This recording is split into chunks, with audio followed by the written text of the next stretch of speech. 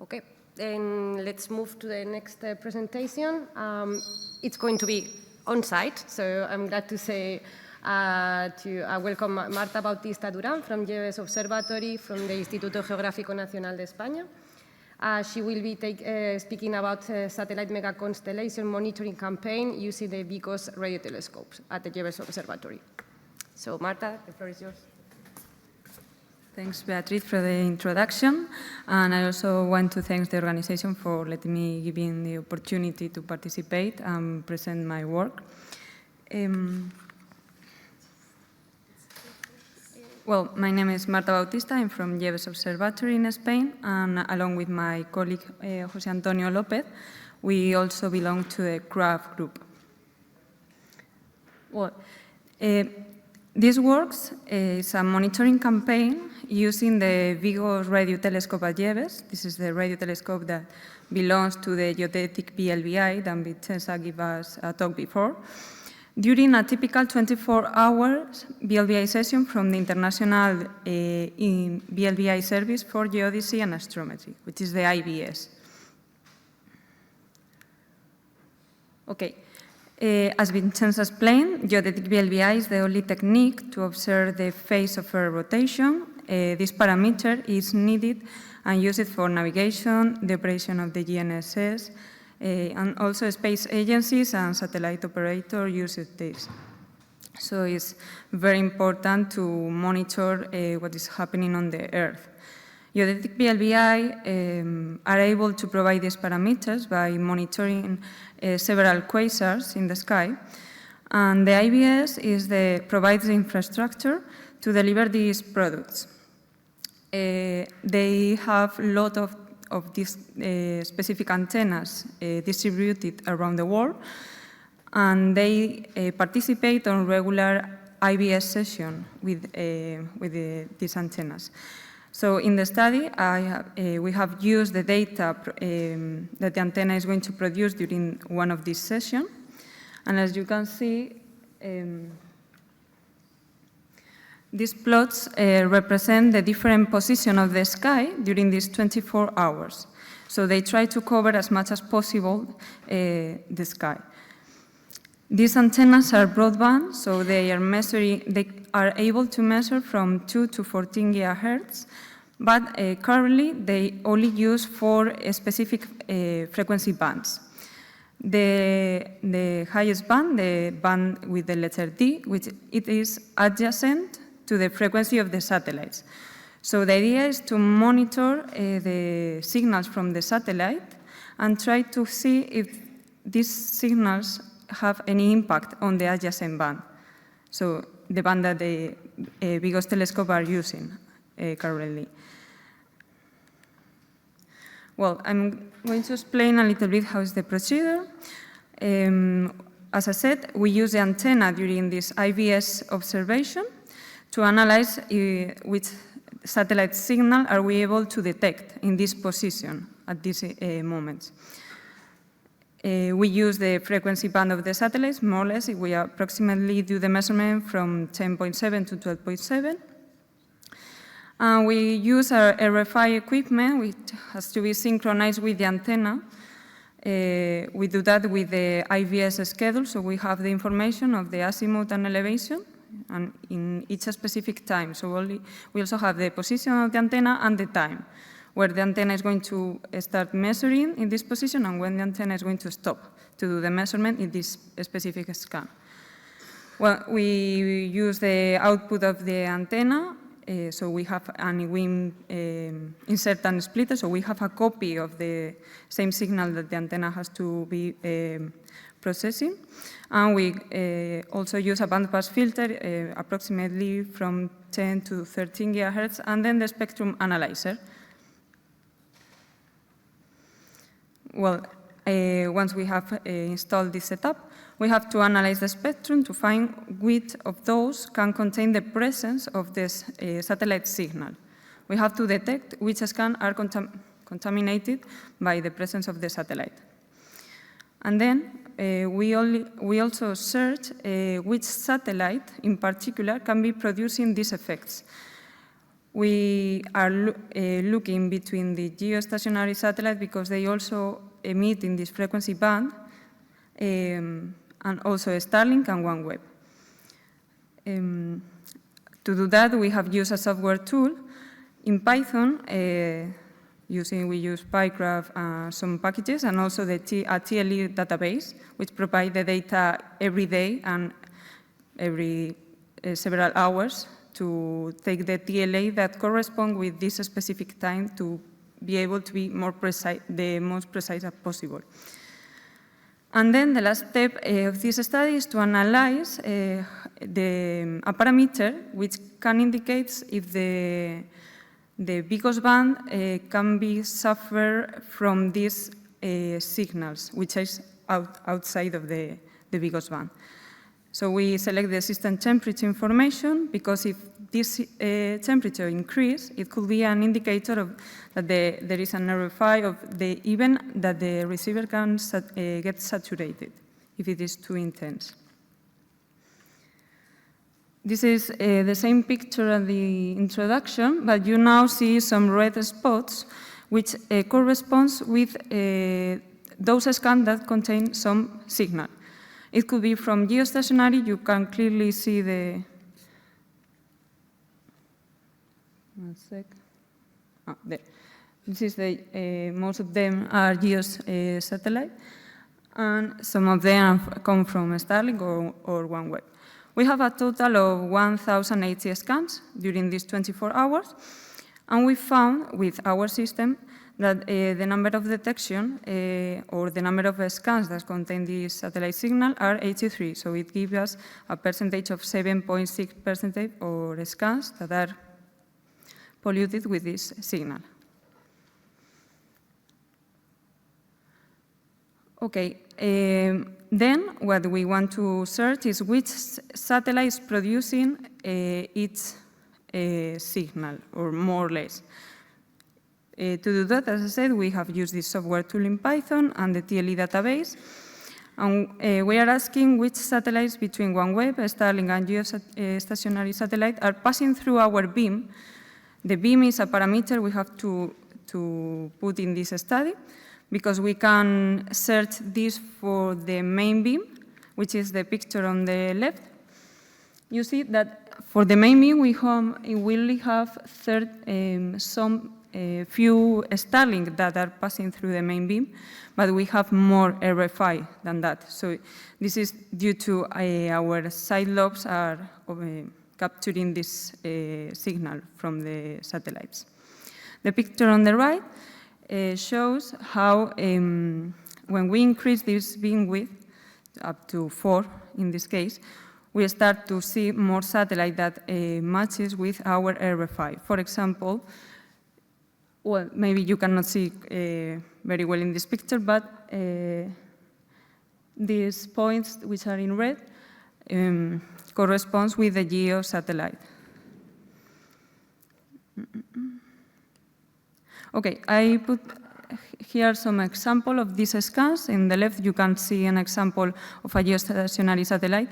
It could be very similar to an Starlink because it also have similar frequency channels inside these frequency bands.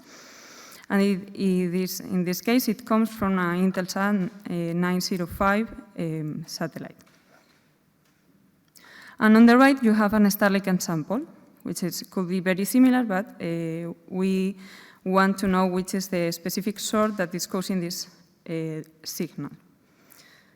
And also OneWeb. You see that the frequency bands are clearly exact as they have. And then the last part of this study is to evaluate well, how this transmission can affect our Bigos band, which I remember is adjacent. So it's not, we are not looking at the system temperature of the receiver in this frequency band, we are looking at the adjacent frequency band.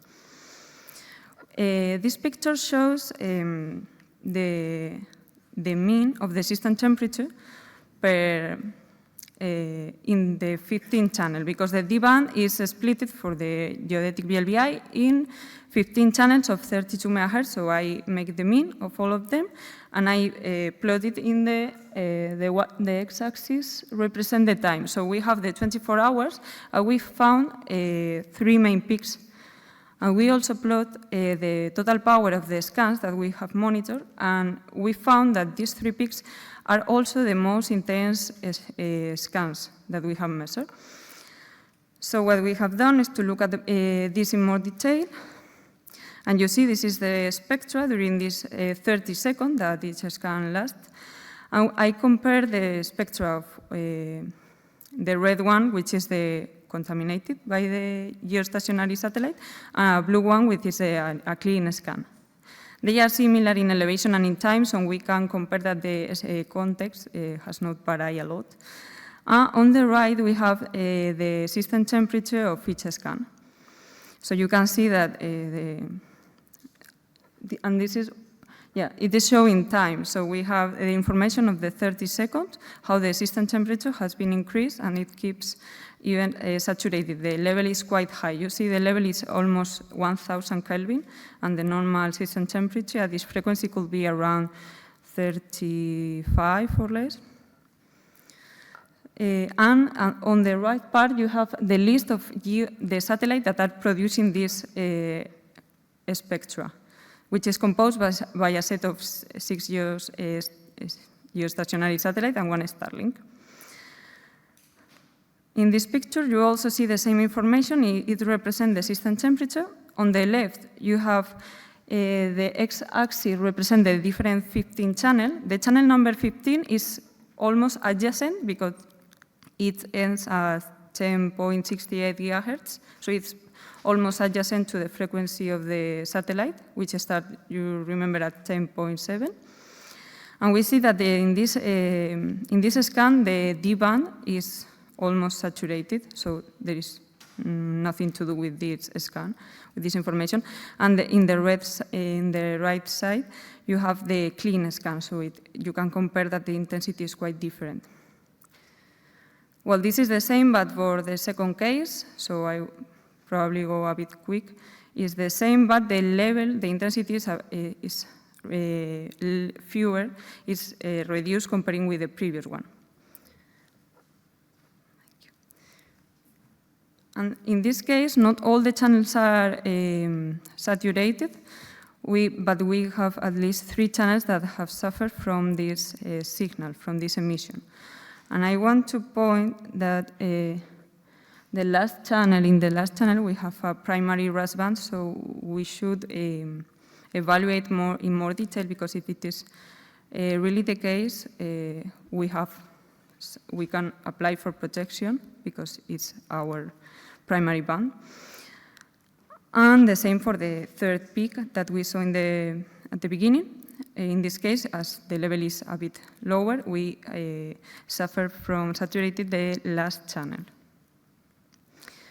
And then, these 3 examples were produced by geostationary satellite that they are transmitting from 10.7. And we find some examples of a scan where we detect a Starlink only.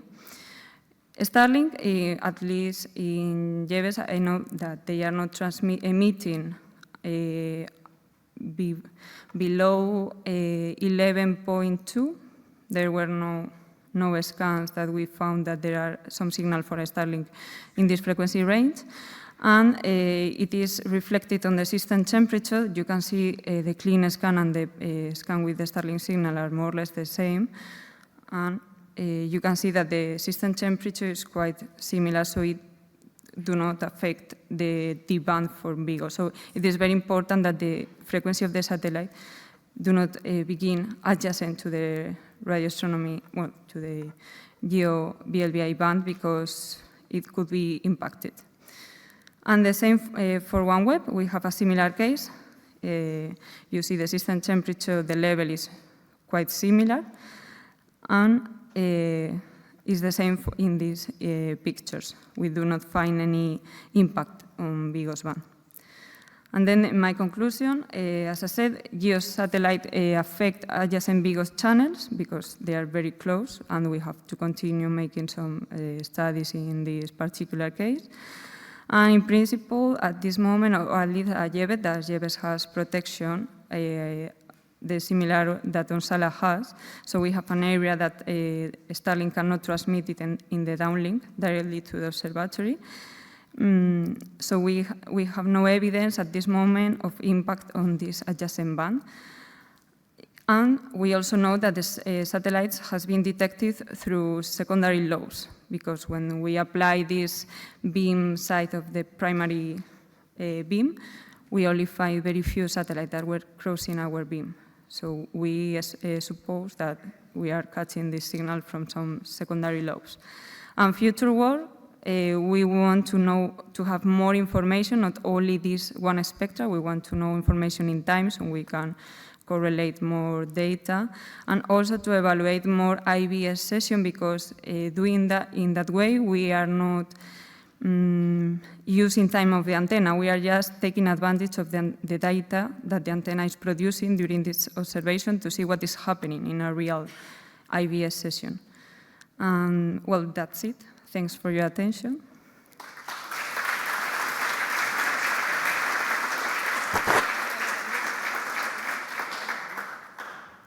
I was trying to unmute there, sorry. I didn't manage. So any question from the online audience or the auditorium?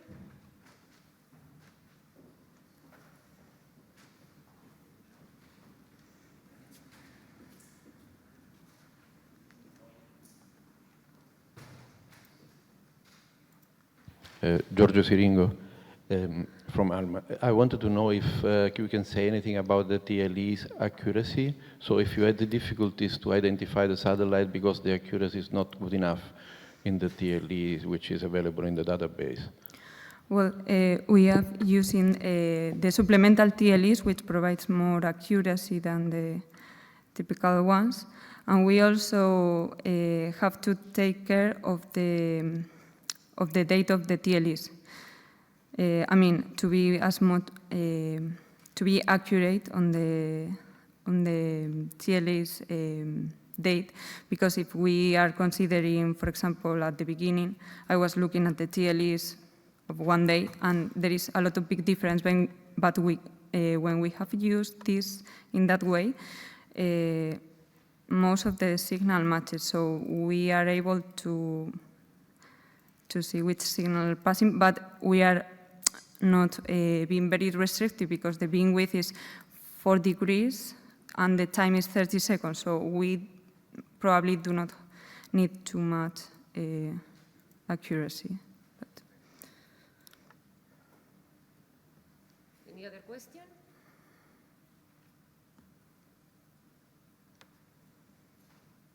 Okay.